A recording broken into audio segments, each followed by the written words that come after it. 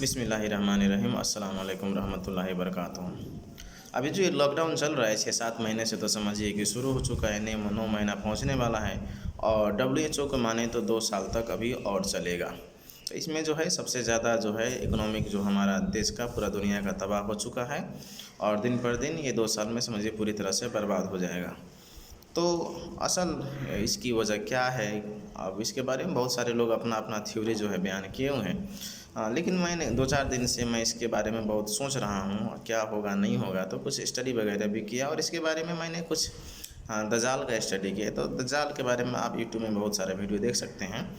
उसका जो है मुझे सिर्फ एक चीज़ की तरफ मैंने जो फिक्र किया तो मैंने बहुत ही अजीब पाया, वो ये है कि दज्जाल जब इस दुनिया में आएगा तो उस वक्त जो है दुनिया की हालत बहुत ख़राब होगी, पूरा इकनॉमी बर्बाद हो चुका होगा, गरीबी, भुखमरी, तंगदस्ती से लोग बेहाल होंगे। ऐसा होगा कि एक एक दाने के लिए लोग तरस रहे होंगे और एक निवाला खाने के लिए किसी का वो साथ दे सकते हैं, किसी का कत्ल कर सकते हैं, कुछ भी कर सकता है इंसान। भूखा आदमी जो है कुछ भी कर सकता है। एक कहावत है, hungry man is an angry man. जो उसके बाद जो है तो दज्जाल के लिए जो है बरसों से ये प्लेटफॉर्म तैयार किया जा रहा है और दज्जाल उस वक्त तक नहीं आएगा जब तक कि दुनिया में ये हालत ना हो जाए कि लोग गरीब, भुखमरी, तंगदस्ती और इस तरह से परेशान ना हो जाएं।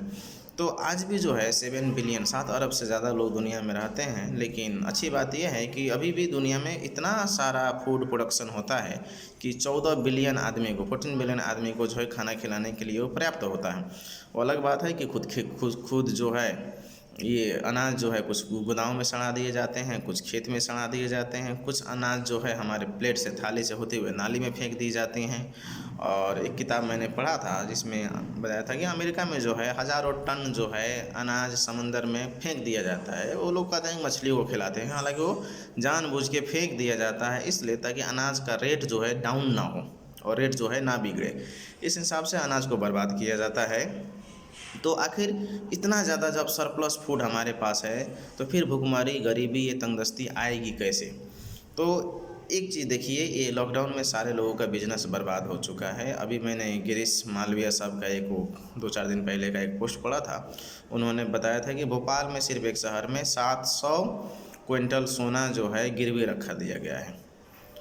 और इसी तरह सारा दुनिया का यही हाल है। लगभग सभी लोग जो हैं उनके पास पैसा है नहीं, जिसके पास बिजनेस है वो बंद पड़ा हुआ है, नौकरी जो है वो जा चुकी है और घर में कुछ भी काम है नहीं।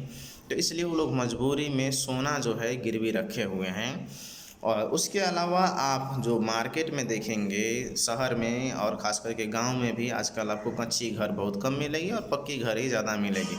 और आप ये देखिए, खुश मत होइए कि लोग जो है घर बना रहे हैं, उसमें से 90% से ज़्यादा घर जो है बैंक से कर्ज लेकर बनाए गए हैं। यानी कि जो असल में ऑनर हैं वो ऑनर नहीं है, वो लोनर हैं। उनका अपना घर है ही नहीं, उनका सारा कागज़ पत्र जो है वो बैंक के पास रखा गया है। उसी तरह गाड़ी जो लोग लिए हुए हैं वो भी बैंक से फाइनेंस करके EMI में लिए हुए हैं। उसके अलावा ज़मीन वगैरह जो है वो भी बैंक में रख दिए गए हैं। तो सारा प्रॉपर्टी जो है बैंक में रख दिया गया है, उससे लोन ले लिया गया है और लेने के बाद आपको उसका EMI चुकाने का, उसका ब्याज देने के लिए आपके पास आमदनी का कुछ भी नहीं बचा हुआ है। ना घर है, ना ज़मीन है, ना कोई कमाई है, ना सोना है। तो आखिर आप करेंगे क्या? धीरे धीरे क्या होगा, ये सारा प्रॉपर्टी जो है इसी तरह अगर 1-2 साल तक लॉकडाउन रहा तो सारा चीज़ का मालिक जो है अकेला सिर्फ एक बैंक रह जाएगा। पूरा देश जो है कंगाल हो जाएगा। और जो लोग ये पेपर मनी का कंसेप्ट जानते हैं, ये बैंकिंग सेक्टर का जो फ्रॉड समझते हैं, तो ये बेहतर जानते हैं। जो लोग नहीं समझते हैं, मैं चाहूँगा जैद हामिद साहब का जो है इकोनॉमिक टेररिज्म जो है उसको पूरा सीरीज़ को वो लोग देखें तो उनको मालूम चलेगा कि पेपर मनी का कोई वैल्यू तो है ही नहीं। असल वैल्यू जो है वो गोल्ड का है, आपका लैंड का है, आपका घर का है और आपका इंटेलेक्चुअल जो प्रॉपर्टी है वो है। तो बैंक के लिए तो पैसे की कोई बड़ी बात ही नहीं, वो तो जब चाहे जितना छाप के आपको दे सकता है। तो बैंक अब आखिरी जो है हथियार ये है कि लोगों को सारी प्रॉपर्टी अपने तरफ हड़प लिया जाए और लोगों को पूरी तरह से पूरी दुनिया को कंगाल बना दिया जाए। जब आपके पास कुछ भी नहीं रहेगा उस वक्त ये दज्जाल आएगा और आपको एक जो है फॉल्स सेंस ऑफ सिक्योरिटी देगा। मैं तुम्हें घर दूंगा, मैं तुम्हें अनाज दूंगा, और वो असल में वो देगा उस वक्त। और उसके वजह से लोग भूखे होंगे, प्यासे होंगे और दज्जाल के साइड वो लोग ले लेंगे। तो इस तरह जो है ये लॉकडाउन का जहाँ तक मुझे लगता है असल मकसद यही है कि पूरी तरह से दुनिया को इकोनॉमिक तौर पर बर्बाद कर देना, और ये आखिरी हथियार है बैंकिंग के ज़रिए से पूरी प्रॉपर्टी दुनिया को हड़प कर आपको एक तरफ से समझिए कि गुलाम बना दिया जाएगा। तो मैं तो यही चाहूँगा कि आप लोग जो है इस लॉकडाउन के ख़िलाफ़ जो है आंदोलन की एक सख्त ज़रूरत है, और कोरोना से जो डर पैदा करके जो देश को तबाह किया जा रहा है इसके लिए सब लोगों को जागरूक होने की ज़रूरत है। और एक जो है अल्लाह से उम्मीद रखें, आखिर जो तकदीर में होगा वही होगा, फिर भी अपनी कोशिश करते रहें, इंशाल्लाह जो है हमें कामयाबी मिलेगी। सलाम।